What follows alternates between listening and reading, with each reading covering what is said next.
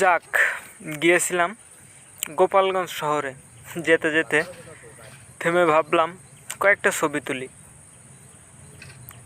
একজনের কাছে দিছি ফোনটা ছবি তোলার জন্য, সে ছবি তুলি নাই, ভিডিও করছে।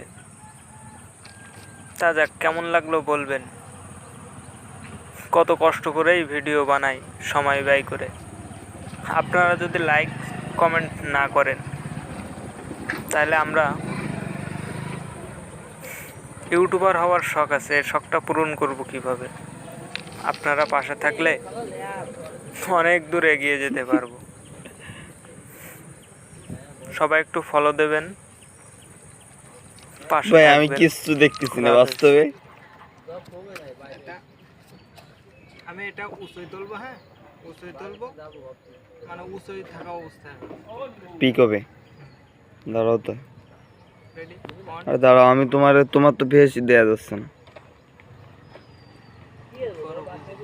এত আলো কম।